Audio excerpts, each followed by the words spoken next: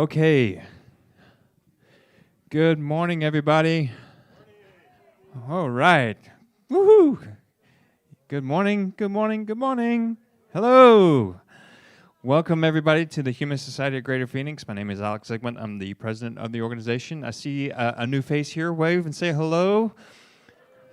Thank you so much for joining us today. We are kind of low attendance today, which is typical right after Thanksgiving weekend and all that fun stuff. We are a nonprofit who goes about in the community and tries to do good things in the world, try to make the world a better place, try to live ethical lives, and do what we can to help out the community around us. Who here enjoyed breakfast this morning? Yes? All right, all right. Thank you so much to our breakfast crew. They were here early this morning trying to get things set up for us. And we've got just so much going on here. Thank you so much to our breakfast crew, to our new visitor here this morning. We are a nonprofit who tries to do as much as we can in this world. I am kind of repeating myself largely because I am super, super impressed about two new programs that we just began. We are now doing after-school art projects here at the community center for the kids, and I think we're having a few attendees. And what else are we doing that's brand new? We're doing navigators, that's brand new. Fifth Saturday. So this is what's really cool in my mind. I wish I could have attended this last time, but we were moving that weekend. Fifth Saturday, for every month of the year where there are 5 Saturdays, the fifth Saturday is a skill-sharing opportunity. So if there's something that you would like to learn or you would like to teach, tell the people around you and have them come here and share their skills with people. It's a wonderful way to get to know each other, to teach what you know, to be excited and learn and about learning new things and teaching what you know to others. It's a fantastic opportunity for you. As you can see, we do a number of things around the community center with mutual aid. What was it yesterday that we did the first Saturday for Project Humanities, passing out clothing and toiletries to clients who are experiencing homelessness. We do blood drives. Next weekend is our philosophy under the influence, that sort of thing. So check us out on Meetup. There's a lot of all of our events are on Meetup, and see what if there's something that you'd like to see, let us know about it. We'd love to have your event here hosted here at the community center as well. But the biggest thing that's coming up in 2 weeks, less than 2 weeks, is our annual solstice party.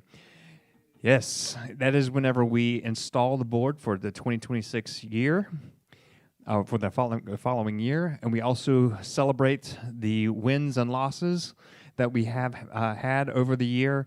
We kind of update on what's going on, and it's also an opportunity to let you know where the organization is financially. Right now, we are a little bit struggling, but we've had a lot of repairs that needed to take place over the 2025 year.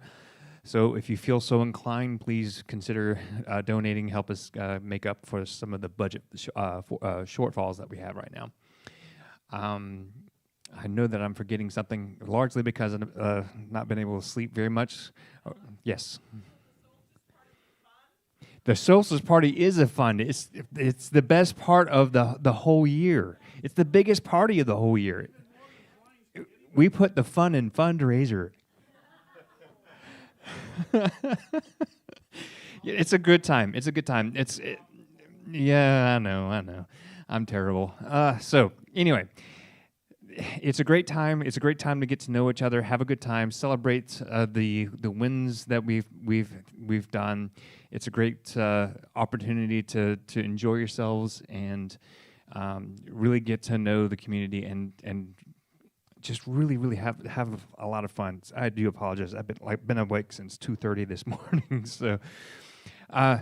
So Are there any other announcements? Do we have a Humanist minute this morning? Do we have a Humanist minute? Yes? No? Okay. No, I guess not. Oh, yes, Howard.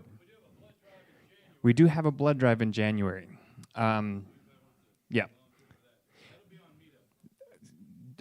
Yes. When is that, Howard? Is that the 4th? Anyway, we have a upcoming blood drive, number of different things that wonderful opportunities to help give back to the community and serve the people around us. Another thing that we're still working on as far as donations towards the Little Free Pantry and the Little Free Library. So please check those things out, see if you can help out. And I know that a lot of people are struggling, especially with food right now. I know Howard is getting some calls from time to time here at the community center asking for food, especially toward the end of each month. So requests for donations tend to go up towards the end of each month. So if you can, drop off some canned goods, non-perishable items, that sort of thing. So that being said, since we do not have a Humanist Minute, I just wanted to say thank you, everybody. Please, if you are watching this online, check us out on our YouTube channel. Please do subscribe, like, comment, share, all that good stuff. And I'm going to hand it over to Aaron to introduce our speaker. Okay, thank you. How's everybody feeling this morning? Good? Okay, good. Me too. I've only had one coffee, so I might be slow. But. Okay, this morning I'm very happy to bring to your attention my friend Jordan Davis. Jordan holds a bachelor's degree in philosophy from the University of Central Oklahoma. He also holds a master's degree in philosophy from Colorado State University. His areas of focus and expertise are classical and formal logic, pragmatist philosophy and thought, including pragmatist epistemology, and conceptual engineering, which we're going to hear about this morning. As a quick question, how many of you have not heard about conceptual engineering? Most people, like 95% of the room. I love it. Okay, great. This will be great. So Jordan teaches and tutors regularly in philosophy and logic. He has his own TikTok channel, and he's also a co-host on the Light of Reason podcast, which I'm a co-host with him as well. So please join me in a warm humanist welcome for Jordan Scott Davis.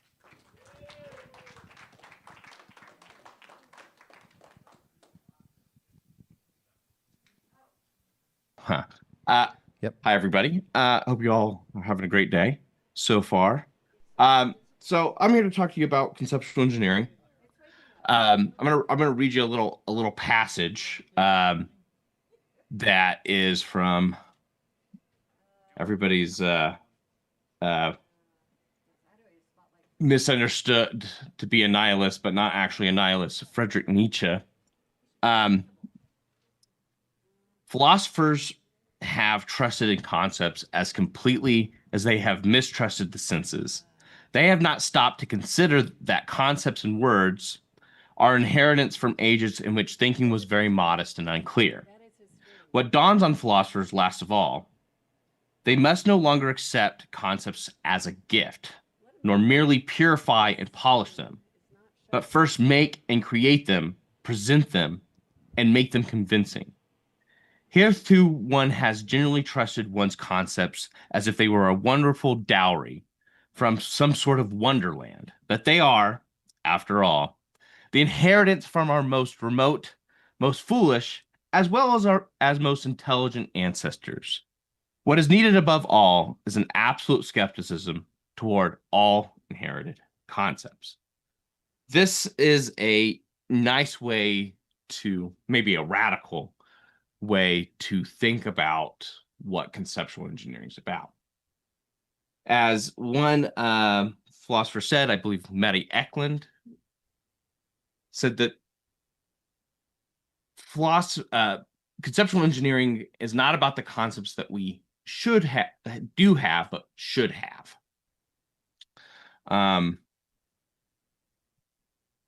No. If we can pull up I've got the slides. Is there an easy way to Are you able to share your screen? I believe I am sharing it. So you can see it in the corner there. The slides. Is there a way to switch me and the slides? I mean, I'm fine either way, but people are going to have a hard time to read, I think.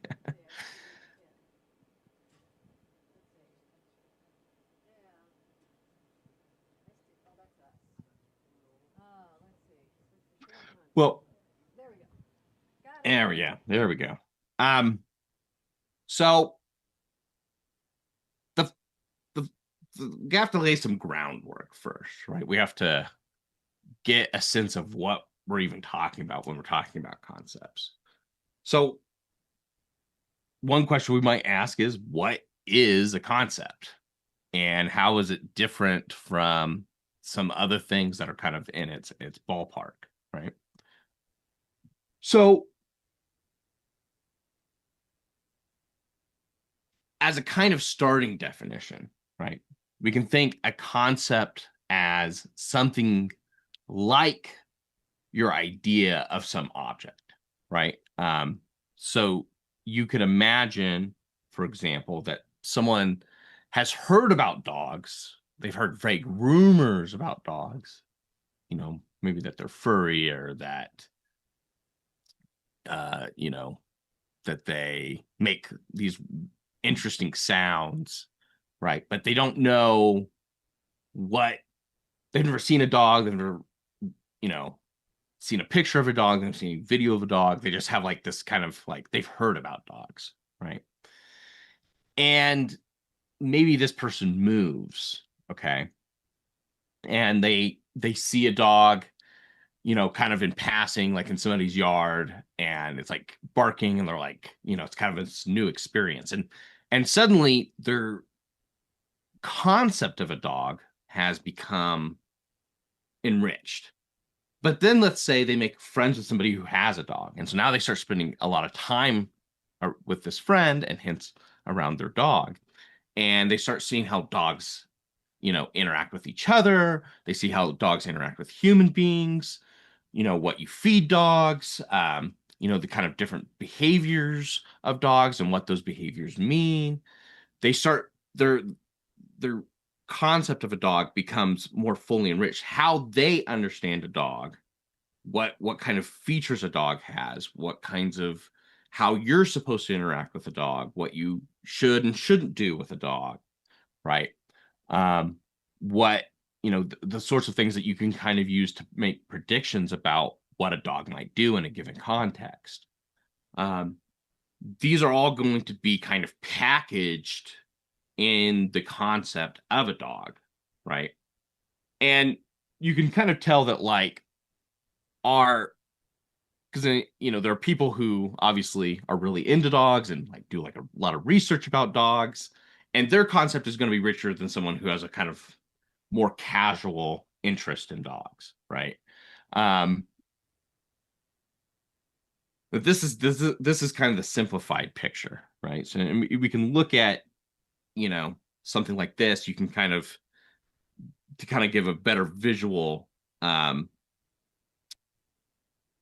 image of what this kind of slow enrichment of a concept is. Now, one thing we're going to want to distinguish is between concepts and words.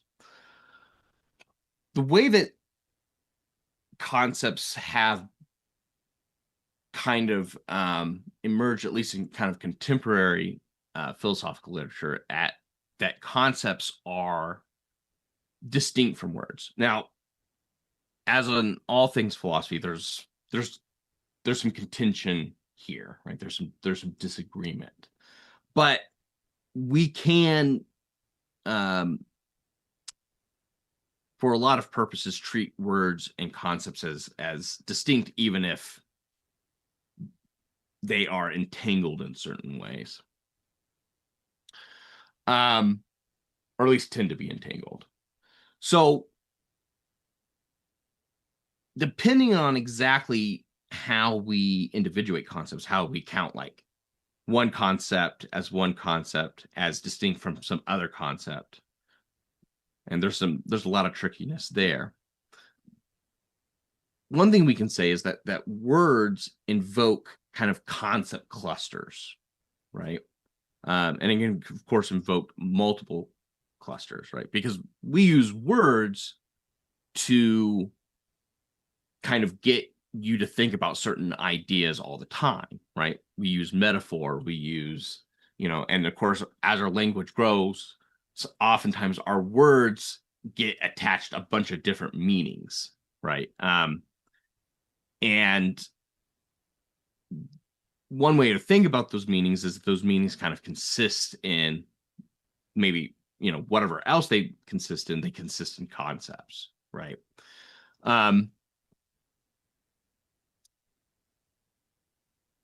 Not only that, but different the same concept could be invoked by different words. One way to think about doing something like translation, right, is that when you're translating between language, what you're trying to do is using different language to the best of the ability, to the best of your ability, invoke the same concepts. Now, of course, there are places where, especially with certain words translating to certain language, that can be quite tricky to do. And then that, in a lot of cases, what we have to do is do something like invoke, because there's no kind of counterpart to a certain concept in a different culture. What you try to do is you try to invoke a bunch of other concepts that then kind of collectively constitute the same concept. Now, whether that's successful is, well, it's going to depend on the translation, right? So we could think of words as these kind of auditory or visual signs, and obviously often auditory visual sign pairs that function as the constituents of our sentences, and language more generally, and that those are used to kind of bring forth concepts in other people, and that concepts are more like often linguistically structured abilities that guide our actions and our thought. So, for example, right, when some person says freedom, the way that the kind of family of concepts that word invokes, right? Because concepts, in fact, are not always going to be a matter of some concrete object, but rather more abstract, less concrete sorts of ideas or patterns or modes of thinking, right? And so when someone says freedom, that what that the kind of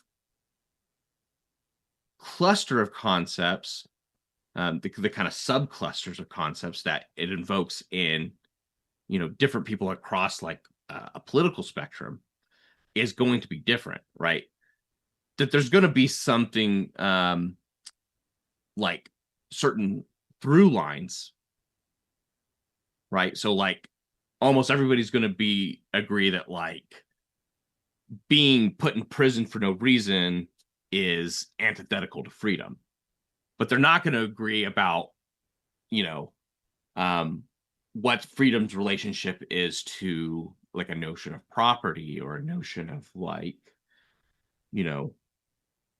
who you can fraternize with, right? There's going to be kind of different conceptions there. So there's a real sense in which there are distinct concepts for different belief systems, right? But that we could still think of these as kind of like there being a certain kind of gravity or certain kind of relations between these different concepts that kind of put them in something like a cluster, right? And there's just maybe even a certain sense in which there are, again, kind of depending on how we count concepts,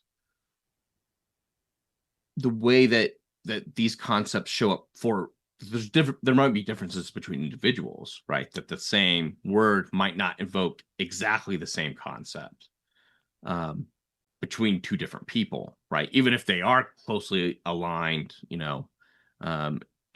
every other way, right? There still might be slight differences between two right libertarians or something, right?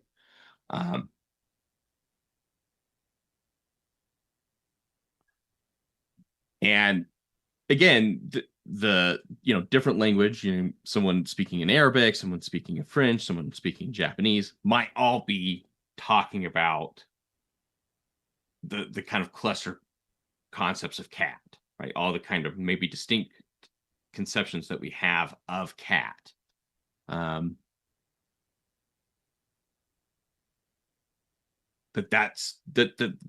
though they're different words, different languages, they are using those words to invoke this idea of cat, right?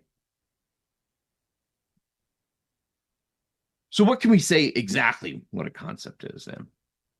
Well, this is concept is interesting. One of the most contested concepts probably in philosophy, in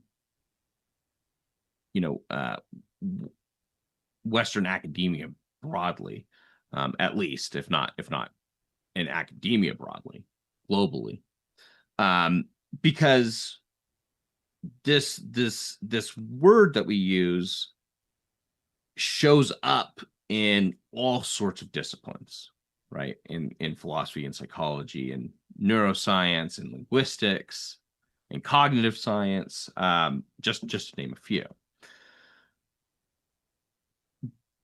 But whatever they might be, right? And there's kind of a bunch of different ideas, and we can talk about those.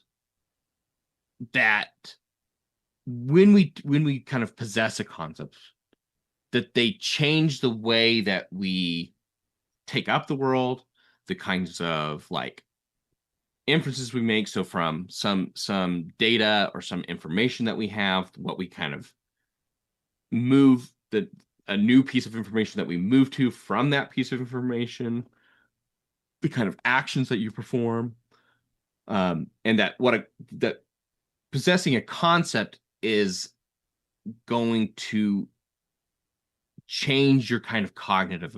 It's going to give you a cognitive ability, right?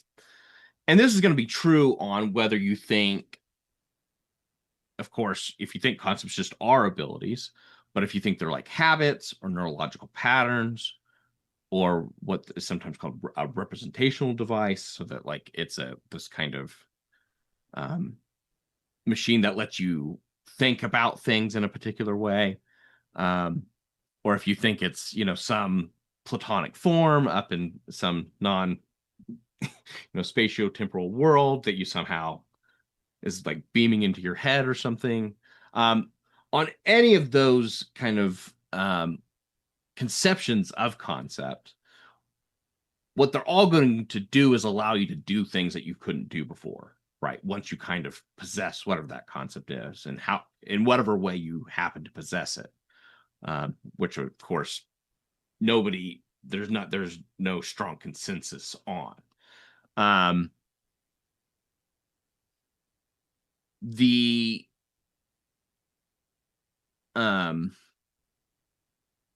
But what we can agree on is that they let you do stuff, right? They are cognitive tools, as I like to call them, a species of cognitive tool, which I think is kind of more general cognitive tools, but concepts are perhaps one of the most important classes of cognitive tools. So you can think about this in terms of like a credit card, because a credit card you have to realize is a pretty like complex concept, right? Because like a credit card, you have to kind of understand what credit is. You have to understand what currency is and what money does. You have to understand the kinds of actions that you have to perform. You have to understand how those things kind of fit into a person's life. And so if your friend, you're at your friend's house, like, oh man, I lost my credit card and I have just no idea where it's at. And I've got to have it because my other credit card I had to cancel because there was fraud. And if I don't have this, I'm not going to have money for the next week or something, right? Like your concept of a credit card helps you understand what they're concerned about, what role that credit card plays in their life, what it's going to, when you're looking like in their house and, digging your hand into the couch, what that's supposed to look like, what that's supposed to feel like. It allows you to kind of empathize with what's going on. All these kind of different things are kind of packed into this concept of credit card, right? And so this credit card kind of plays this kind of cognitive role in your life, and it gives you these kind of all these different abilities and how to relate to people, how to look for the credit card, and kind of like broadly why it's important. So I want to talk about a couple of cases of places where we can kind of point at in history where, at least implicitly, we did something like conceptual engineering. It's probably worth mentioning that like conceptual engineering as an explicit idea is in relative philosophy is, a baby. It's a little baby subdiscipline of kind of a broader tradition in philosophy called analytic philosophy. For those of you not familiar, and that analytic philosophy is kind of the philosophy that's largely practiced in the Anglosphere, so like Australia, Canada, and of course the United States. And it's came about. I believe Simon Blackburn termed the phrase, and that was like maybe like 20 years ago. And for a discipline for whom Descartes, which is getting nearing 500 years old, is modern philosophy. It's just a tiny little bit of time have people been writing about this particular subdiscipline. So it's a little baby subdiscipline.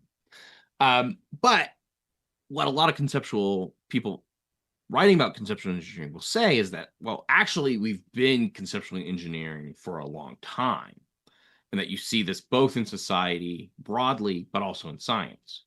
So in the case of gender, there were psychologist John Money and a couple psychologists, the Sturgeons, I don't remember their first names, were studying the kind of sociality, the kind of social roles that are associated with biological sex. And they needed some way of distinguishing what you kind of come to the extent that you come prepackaged with a certain body, but the way that body is taken up in society more broadly, right? And the kind of different, to kind of study the differences in social roles and social expectations that come with those bodies, right? Because one thing that people will quickly notice when, if you have any kind of knowledge of other cultures, is that other cultures treat these different kinds of bodies differently, right? And so what they did is that they were kind of, some people say, borrowed or took the concept of gender from linguistics, but in because the grammatical or linguistic notion of gender, right, is really not the same as gender as applied to human beings. So I think kind of a better way to think about it as more like an inspiration, right? That different words in different languages, in the languages that have gender, that not all the things have the same gender. So like one thing could be feminine in one language and masculine in a different language, right? Um, and in the same way, features, different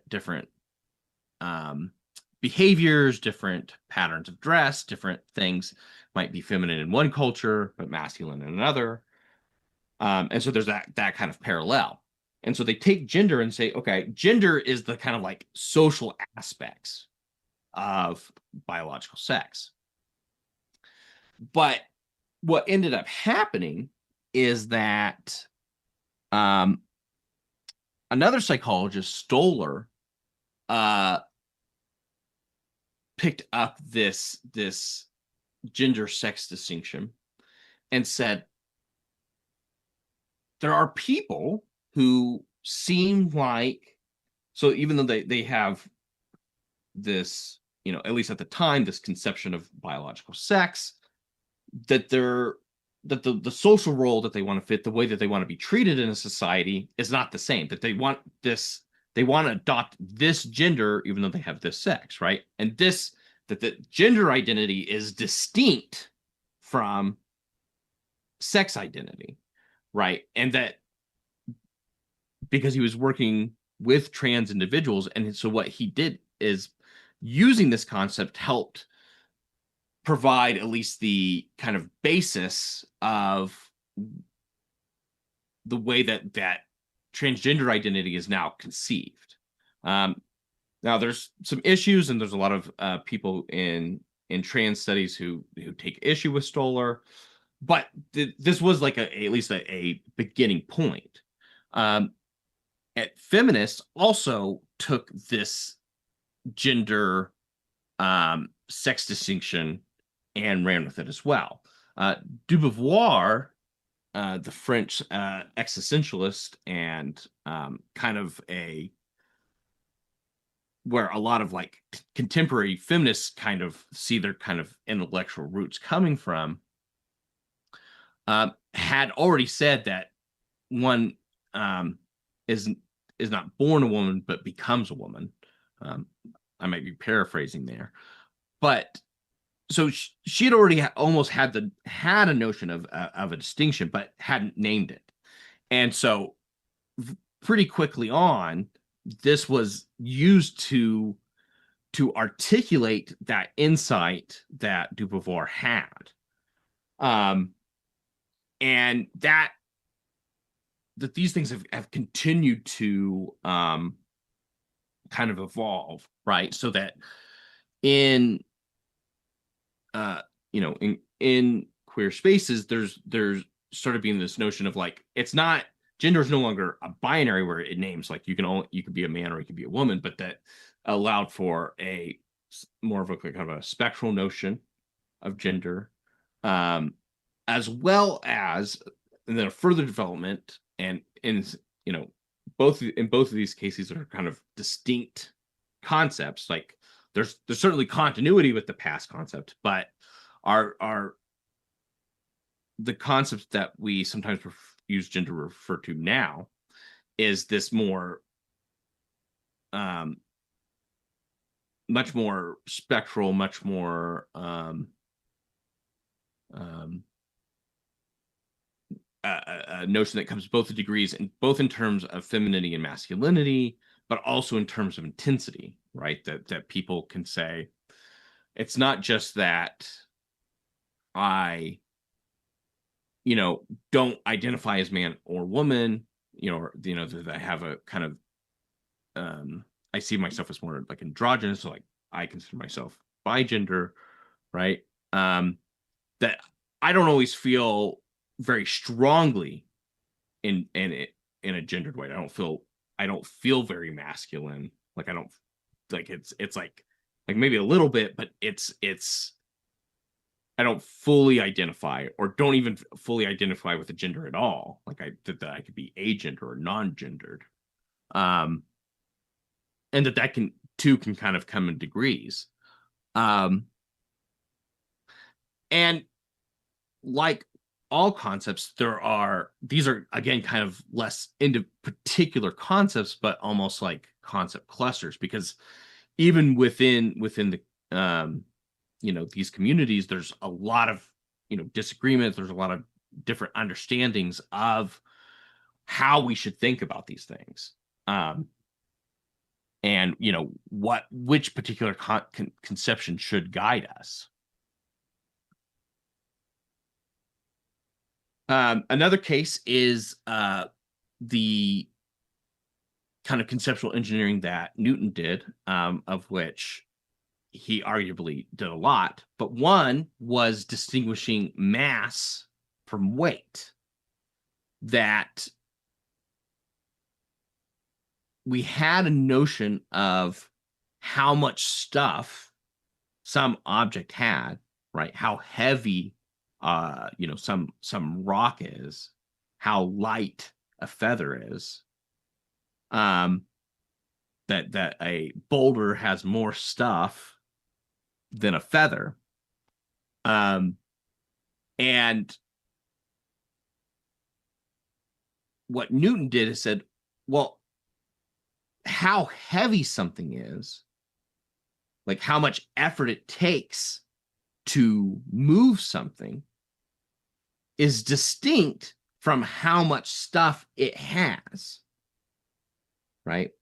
So that would be the kind of amount of force it would take to pick something up versus weight versus how much stuff the thing actually has, mass. And it's this distinction that allowed him to unify physics on Earth with physics in the what they called at the time the heavens, right? That the same sort of laws that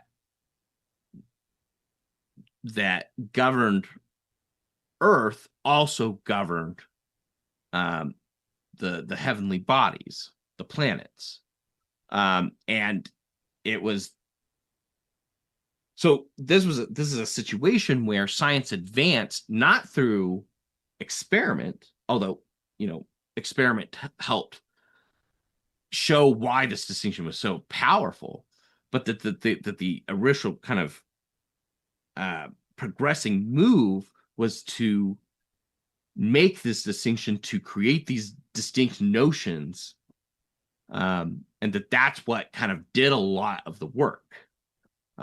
So what this does is it reconceives science as not just progression of like having new experiences and recording them and coming up with new experiences or experiments, but also that the kind of conceptual scheme that we use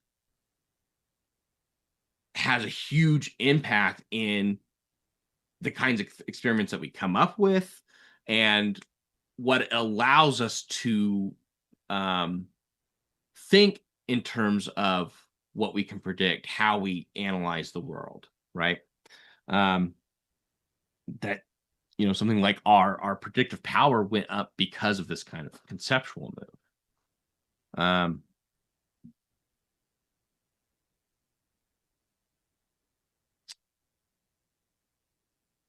And this is to kind of give a kind of more clear idea of what exactly that move was.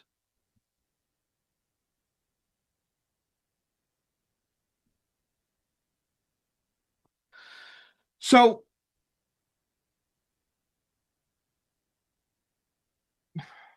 one thing that so now that we kind of have an idea of what a concept is and what, at least on the face of things, seems to be particular instances of conceptual engineering. Then we come into kind of like, what are the kind of problems, what are the kind of questions that come up when we start trying to conceptually engineer, right? And the first one, because sometimes conceptual engineering is sometimes referred to as conceptual ethics. Sometimes conceptual ethics is kind of treated as like a distinct thing that's like about conceptual engineering. But in both conceptual engineering and conceptual ethics, the kind of general concern, one of the general concerns is what we might call conceptual normativity. Now, what do we mean by normativity? So normativity is a pretty abstract idea. It's not about what's normal, like what's common, but instead about, you can think of it as a distinction between what is and what should be, right? That, anytime that one thinks of oneself as making a mistake, right? That what you're thinking is that, like, I should have done X, but I did Y, right? That, if I'm in a basketball game and I accidentally pass it to someone on the other team, I've, in the context of basketball, made a mistake. I should have passed it to one of my team members. And this is, if not the most contentious concept, normativity, in analytic philosophy, then it's certainly in the top 5.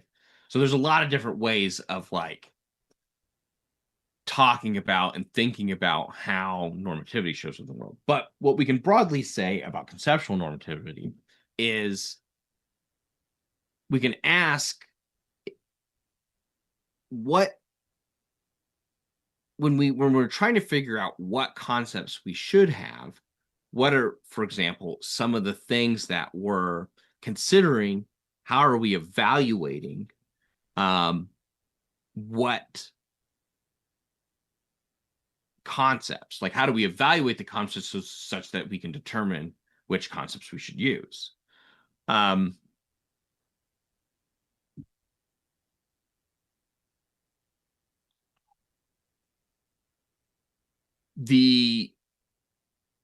So, like, for example, like, we might say, well, one thing that a concept should be is that it should be, to the extent that it's reasonable and relative to maybe its competitors, it should be easy to use. Like, I should be able to understand it relatively easy.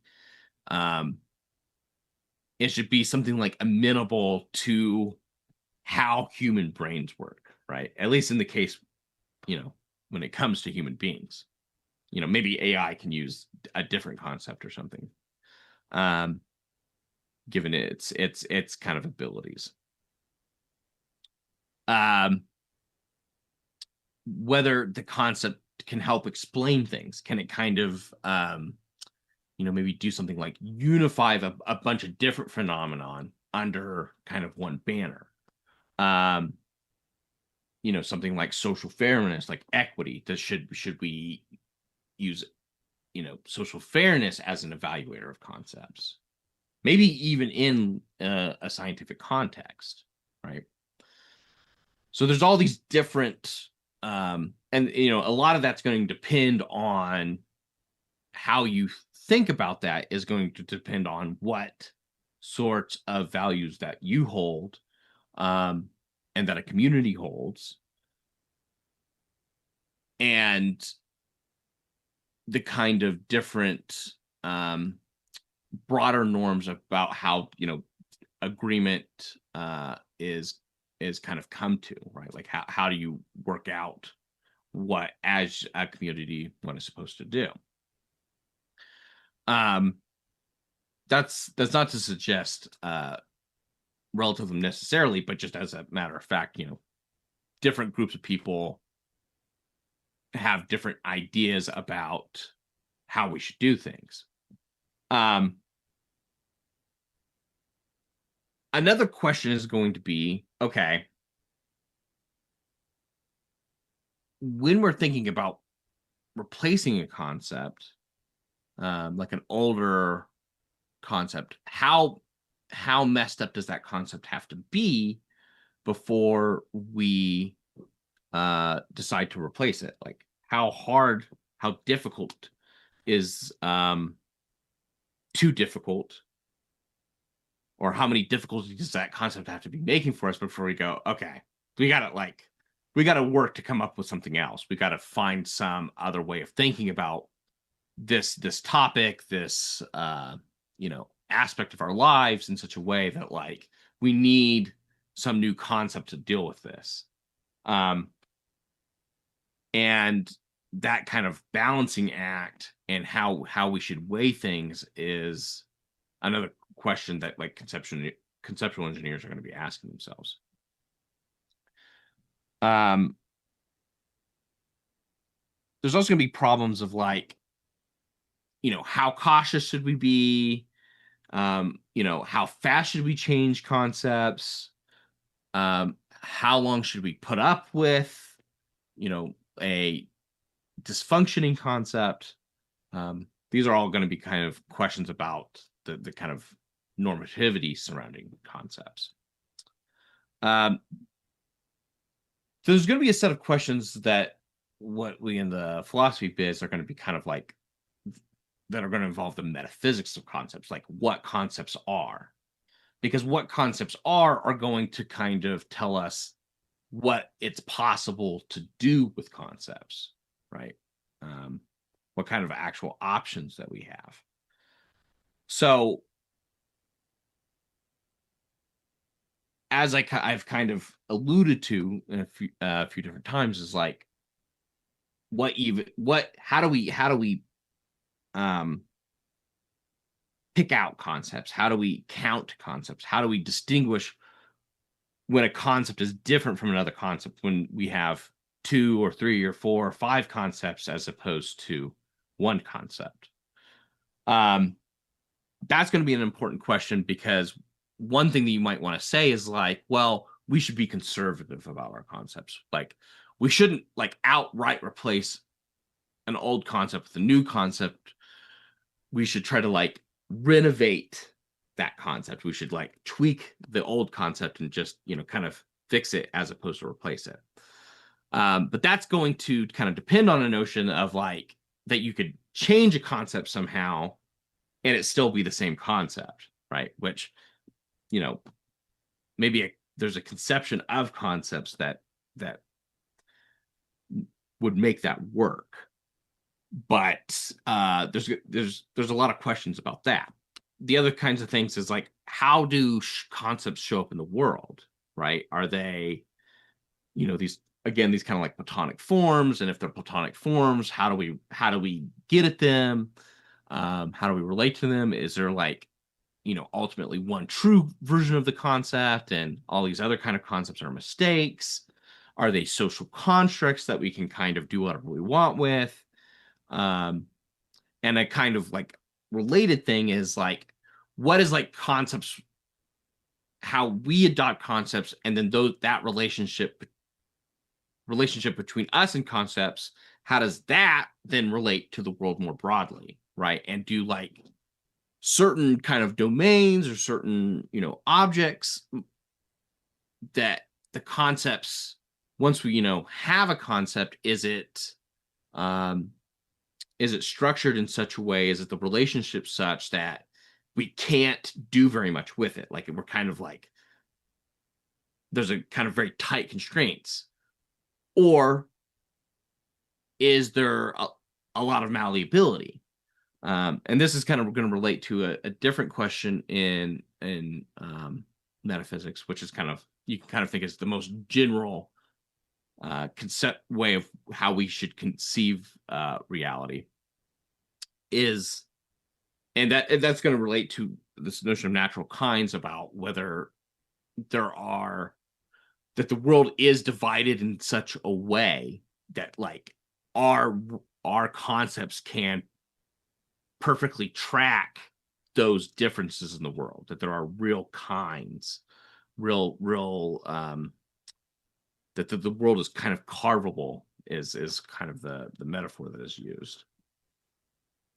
And then there's kind of questions about how do we, what we would call the kind of epistemology of conceptual engineering, of like, how do we know what we're doing, right? Like, how do we determine what the right norms are, if there are right norms, like what kind of norms should govern conceptual engineering? How do we know when we have found good reason to change a concept as opposed to keep the old one? And who gets to decide this? What is the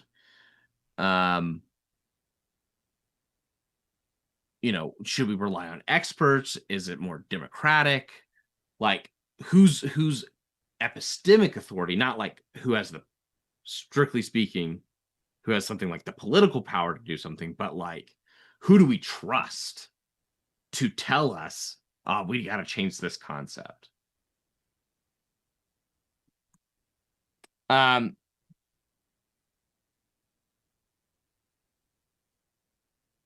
what these, part of what these kind of lean into is or bleed into is a question about, can we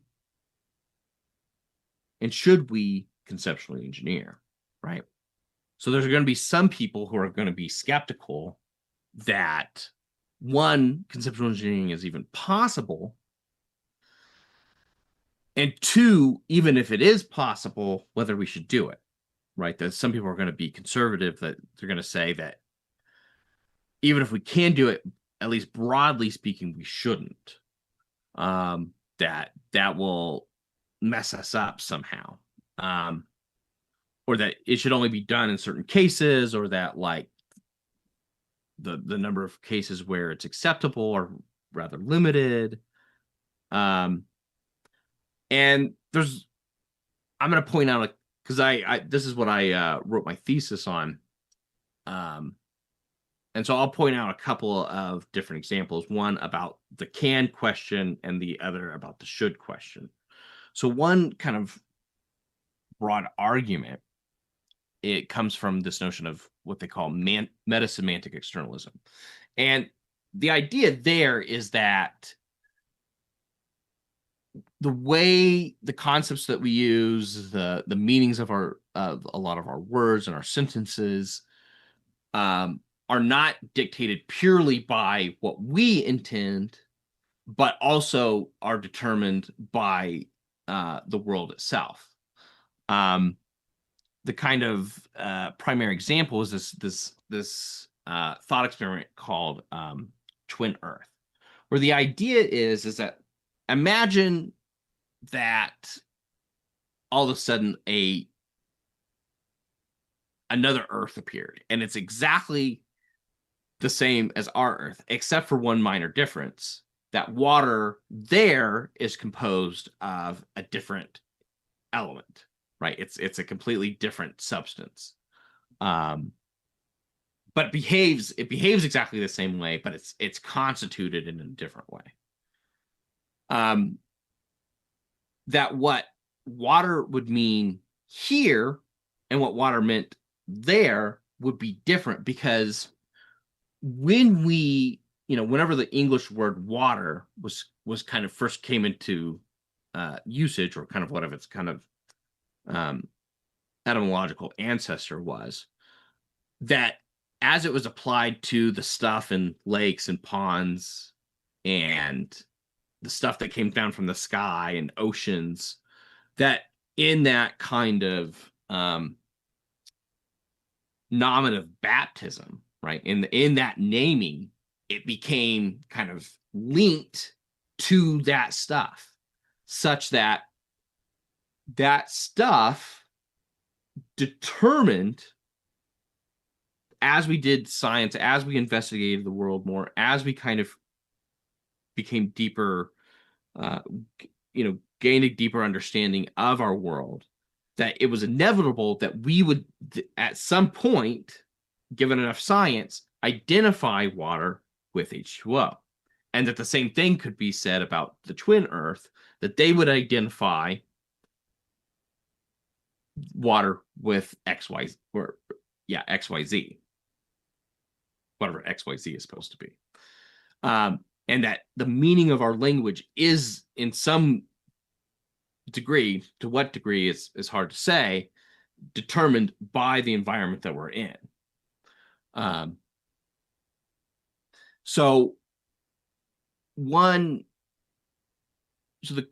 kind of argument then is like, well, if our concepts are kind of chained to the world, well, then it's not really up to us to change them.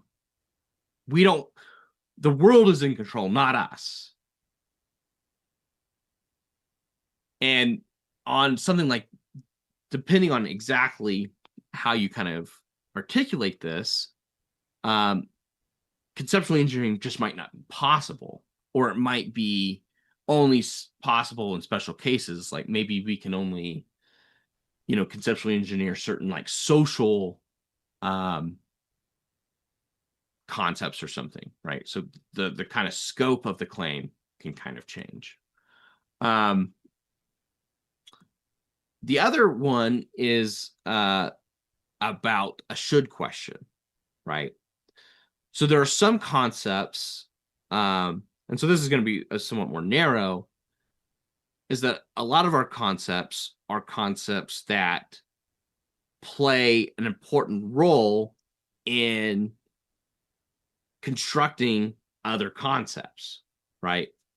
So at least on some notions of justice helps construct our ideas of rights or laws or crime.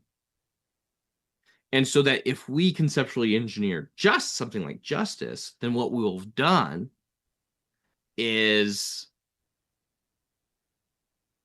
made a demand to conceptually engineer everything that it constitutes. So there's this kind of conceptual cascade, right? This and that is such precarious work, and that the dangers are just too high to only ever do it under the most extreme circumstances.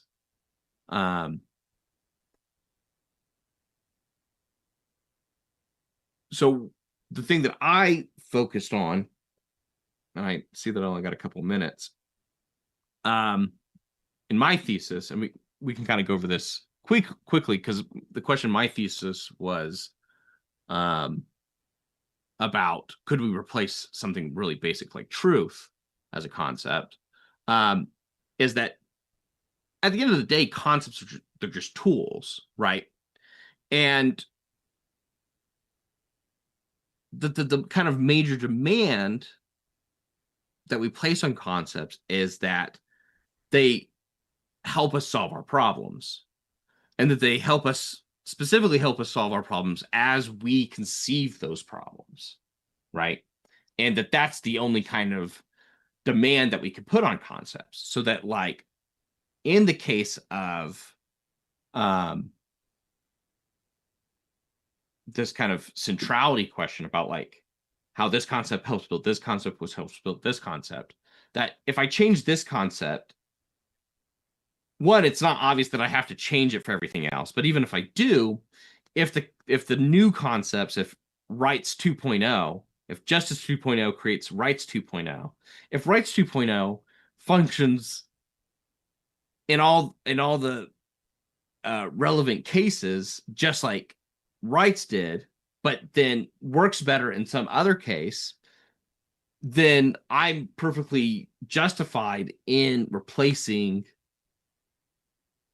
Justice 1.0 with Justice 2.0. That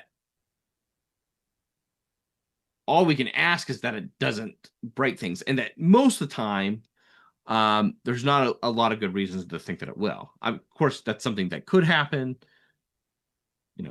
the world is, we're constantly trying to find out things about the world, and the world surprises us. But there's no special reason to think that it's going to like break it every time. And that even if it does, we'll generally be able to fix it. And if you guys, I also added some slides about the true thing if you guys want to talk about that. But yeah, that's conceptual engineering in the fastest hour that I could give. So thank you. Round of applause. Thank you so much. Super fascinating. Okay, so before I ask my question, Jordan, you have time for some questions? Oh, of course. Super. Okay. Anybody questions or thoughts so far? Roger. Okay.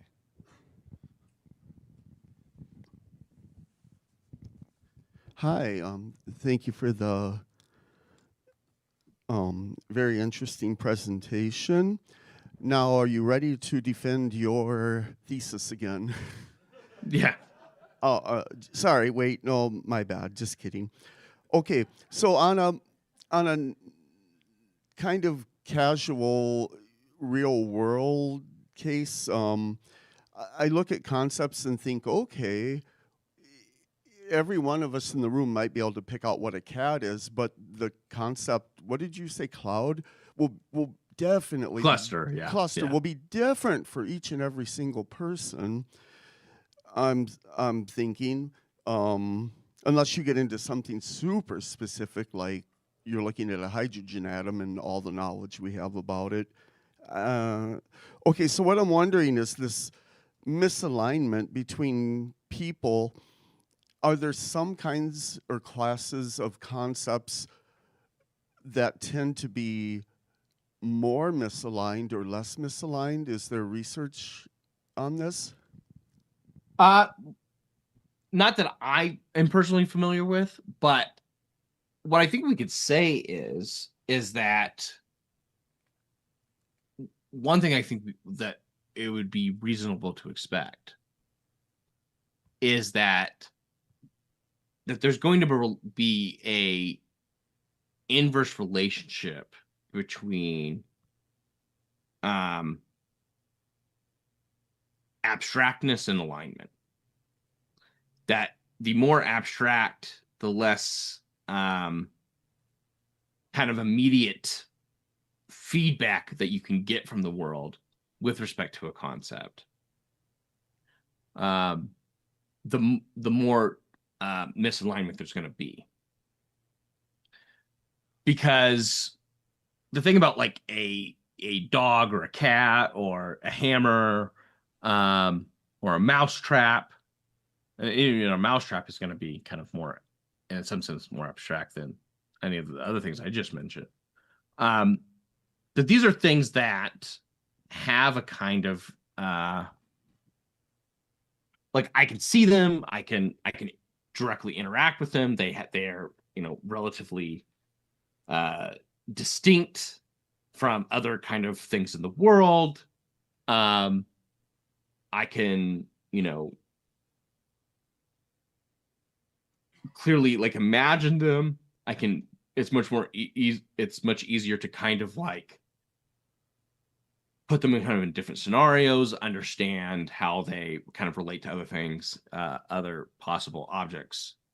That kind of more immediate feedback, even in something like the imagination, is going to create a lot more alignment because it's going to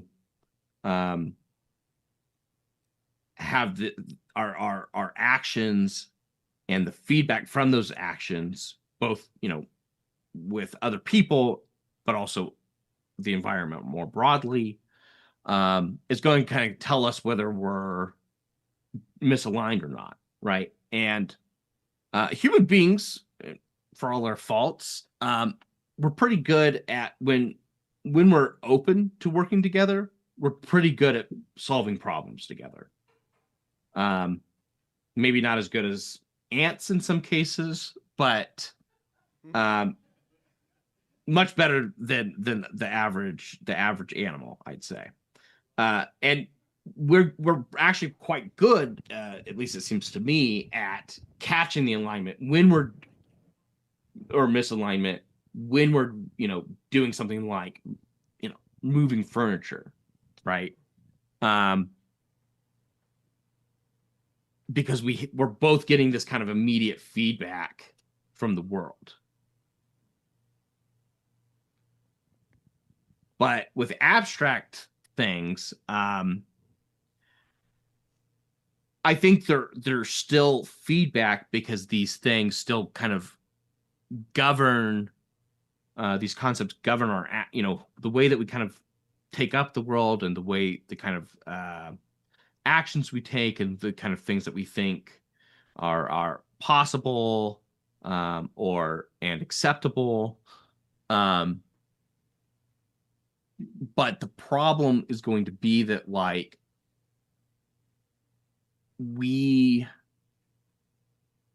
that the kind of feedback is across a bunch of different people over a long period of time, so that it's much easier to diverge because the feedback isn't going to always be immediate to the individual person. Hi. Hi, this is Dan Dalton, and I was wondering what kind of more newer or what's being worked in this kind of cognitive toolkit framework. And I'm thinking along the lines of in our present political environment, we have the change of words like wokeness. They flipped the script on the meaning of being woke. Right. Can you address that type of flipping of meanings or concepts behind words in this current political environment? Sure. Yeah. So concepts like because this is the cognitive toolkit framework is kind of a view that I kind of put forward. But I think it's really useful for understanding this because all tools can be political weapons, right? I mean, some are more powerful than others for sure, but there was a long history of farmers turning their farming tools into weapons of defense, right? Into weapons of war, and the kind of different factions, right? Trying to bring forth certain changes in our society, right? Trying to gain power, trying to spread power, trying to can use concepts for their purposes, and that includes using something like conceptual engineering, whether they think of it as that or not, for those purposes. Now, there's going to be a question about whether, and this is going to be messy about, well, did the kind of because I saw this happen kind of in real time on Twitter, right? When it was Twitter, that there were kind of I'm trying to remember what they were. I was trying to remember what they're called, but started using wokeness in this particular way and started trying to tie the word to these certain actions, and finding the most, like, for the lack of a better way of putting it, ridiculous takes from a supposed leftist and say, look, this is what they want. This is this is what they're kind of gunning for, um, and trying to create these associations. And so there might be a question about, well, is that a manipulation of words, or is that a constructing of a new concept, right? Because on one hand, there seems to be, if you've ever engaged anybody on the topic, right? Someone who uses wokeness in this kind of pattern, it's not always clear that what they're using is a concept, because, or that they're using it in this kind of polysemous way to like refer to a bunch of concepts, and which concept they're referring to depends on what they're trying to aim at that time, right? What the kind of context of the conversation, what their kind of political goal in a given context is. But regardless of whether it is in fact counts as a particular case of conceptual engineering, even if we think that it's not, there are certainly going to be certain parallels, right? Because part of what you have to do when you conceptually engineer is you either have to reuse an old word or get people to adopt a new word, right? A neologism, as they say. And there are kind of downsides and upsides to kind of both strategies. But in that case, a lot of times if there's some concept that you don't like, one great way to undermine the credibility of that concept is to, whatever word is used, is start using that word in a way where the concept that it evokes, or the cluster of concepts that it evokes, is unpalatable in some way, right? You make the associations. And the same way that if you wanted people to adopt a bunch of a concept, and you wanted to repurpose an old word for a new concept, is that you would start using this word in a way that's really useful, right? And not unlike the way that like Money and the Sturgeons and Stoller and the kind of second wave feminists started using gender. It's like, look, we can use gender in this way that like we can pick out we can make this distinction that really helps us think through the way that the relationship between society and biological sex shows up, and the way that we're not treating these bodies in a neutral way, that we're not that there are these kind of extra biological things that we're imposing on our interpretation of the biology, right? And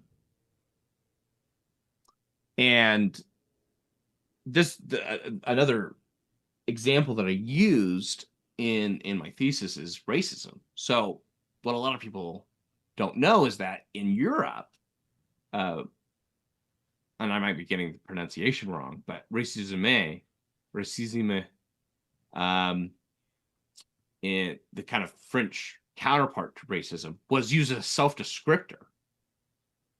That it was a political ideology, that they were like, yeah, I am racist, and I advocate for these kind of racist policies. And that kind of what happened is this idea was taken up in kind of philosophical, sociological, psychological circles, not as a self-descriptor, not as a descriptor of ideology, but as a descriptor of behavior, and used not as a way of promoting racism, but as a way of combating it, right? As noticing, like, look, there's something, let's use this word to name this error in terms of thinking, this error in terms of ethics, and show why it's wrong. And then further was refined by Kwame Ture, Carmichael, as he was identified at the time, Stokely Carmichael. That it's not just a matter of personal animus or malice, but a function of these broader structures.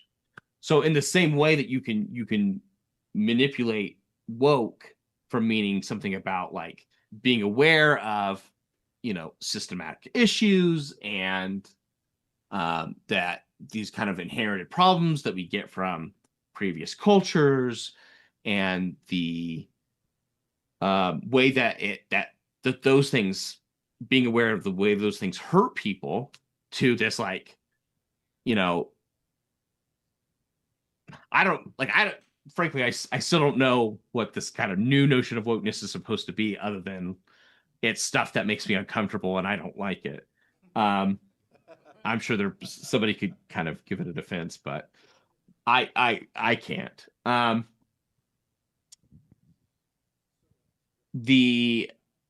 You can use conceptual engineering to go in the other direction, right? To try to fight what we think of as injustice, as a fight in oppression.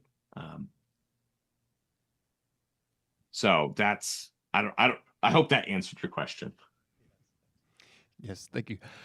This may be more in line with linguistics side of the argument, but there's always the old joke of there's what I meant, there's what I said, there's what you heard, and there's what you thought I said.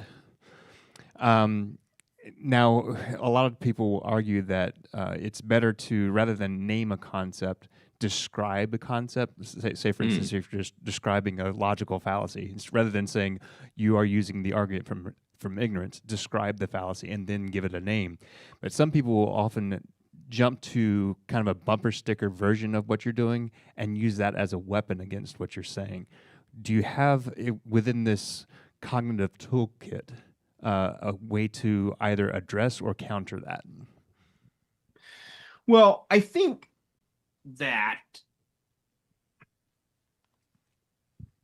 one thing is it's difficult to kind of rationally deal with people who are acting in bad faith. I don't know that there's a lot you can do using any kind of framework, but I think in terms of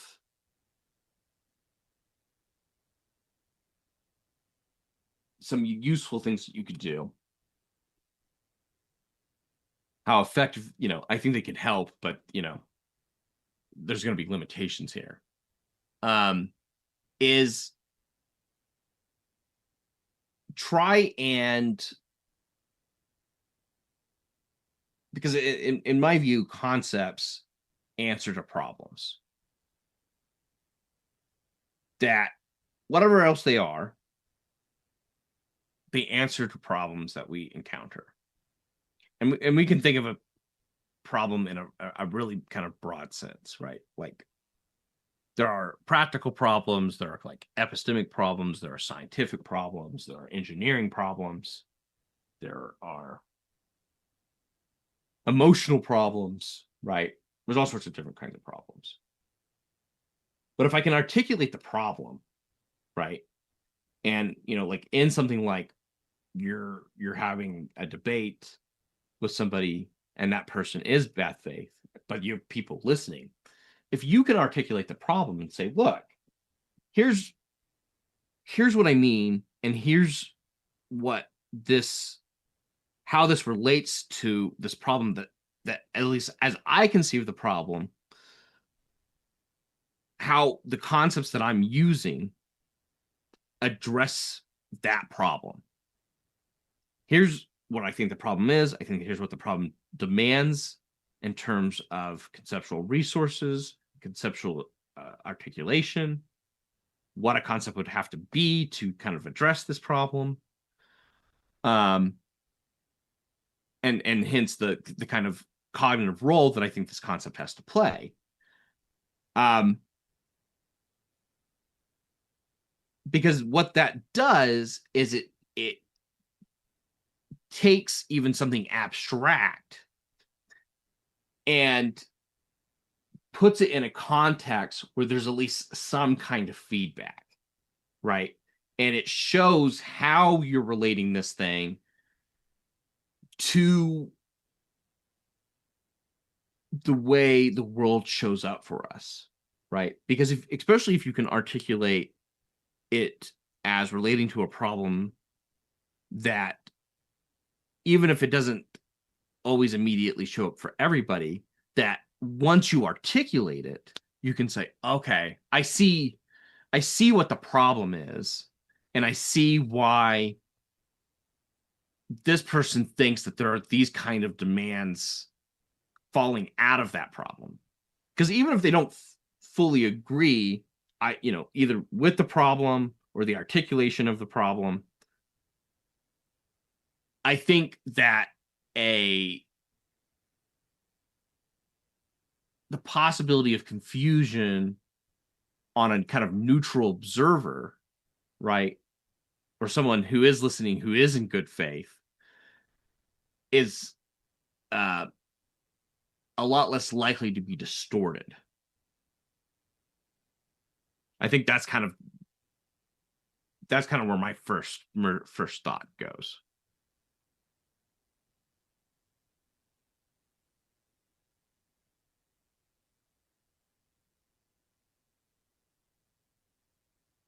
I don't know if that. Thank you that for a answers wonderful presentation.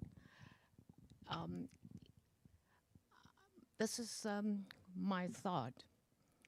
If I consider dream as a concept, and since everybody else dreams, do we have more than one concept, or how does a concept fit into dreams? Well, I suspect that there probably is more than one concept of dream, right? Because that we use the word dream to kind of what in fact happens. Like, now when I use the word dream, I might be trying to evoke specifically my concept in you, right? But whether it does invoke that concept in you, kind of depends on you and how you conceive, like, the kind of the associations you have with that word. So that, one thing that, like, you'll notice is that, so, like, when I think about dreaming, I think about this, the way that I conceive dreams, right, as these things that my brain does to occupy my visual lobe, right? So that my visual prowess doesn't diminish, right? Where, and not to say that there can't be other elements to it, but that is the I think the kind of best theory of dreams. But someone else, right, when they think about dreams, they think that they are, going to another world, that they are being put in contact with otherworldly entities, right? Where I tend to think that, well, not just maybe merely a function of my brain, that I can kind of think about it in a more maybe environmental way. Like, it's also kind of a function of my interactions with the world. That most of the work is being done up here, right? and that it's happening kind of mostly within my own body. And that, like, as weird as dreams are, and I tend to, when I do remember my dreams, I seem to have very vivid, very fantastical dreams. But I think of that as coming from, if not me, my body. And people have all sorts of interesting beliefs about dreams and about, like, what dreams are and what it means to have a dream, right?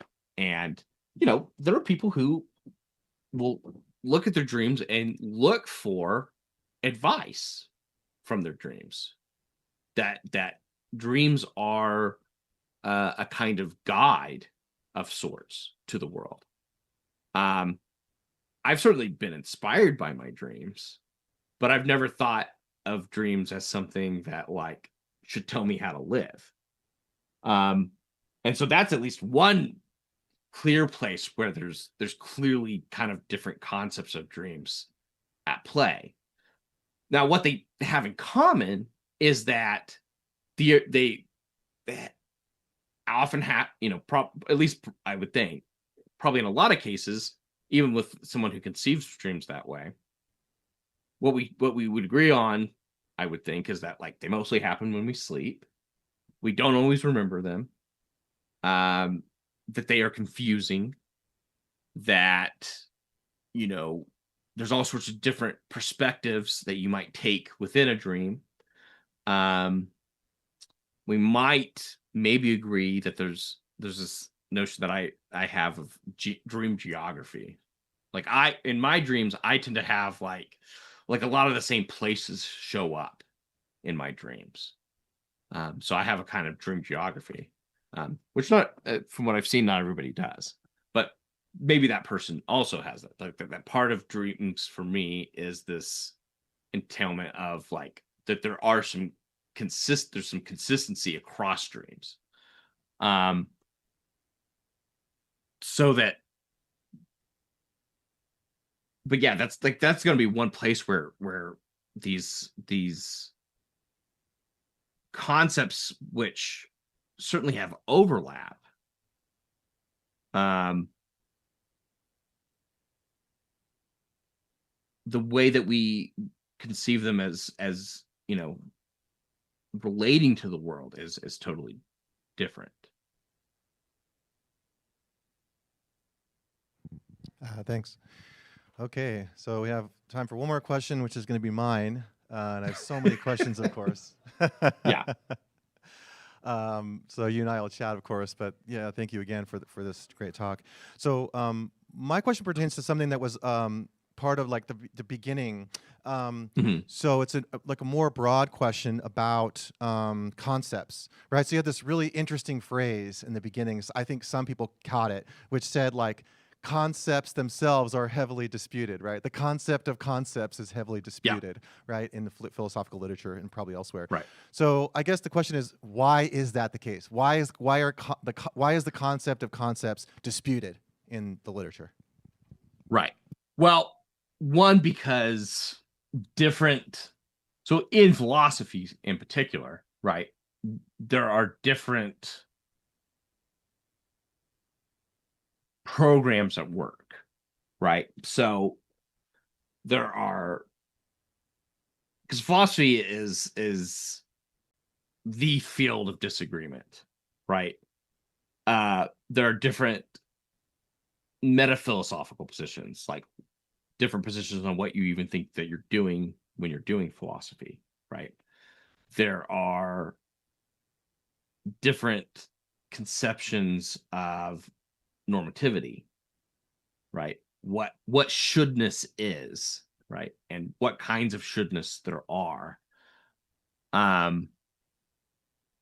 Different metaphysical programs, right? Whether you're a Thomist or Aquinian or some kind of anti-realist, or and that's not even include like continental philosophy, which that's a whole nother thing. So there's all these kind of different views about like what the world is and how we relate to the world and how we take up the world. And because concept plays such a natural role, right? And maybe in some ways now more than ever, because we philosophy is more than ever a kind of translingual activity, right? Philosophy is constantly be translated into English, into German, into Chinese, into Japanese, into French, into Italian.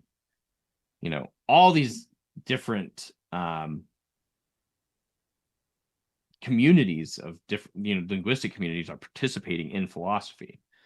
More philosophy is being more philosophy has been produced in the last 10 years than probably the first 2,000 years of philosophy, right?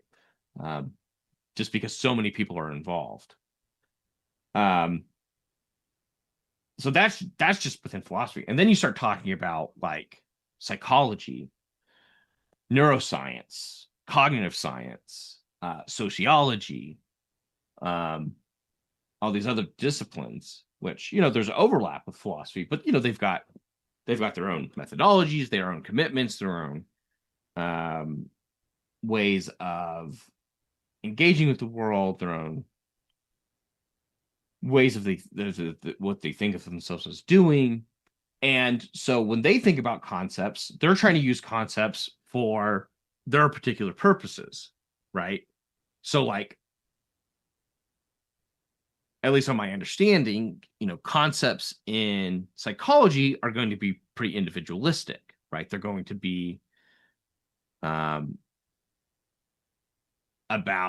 what a particular person is doing, about how that concept shows up for that particular person in terms of things like action and the kind of inferences that person makes.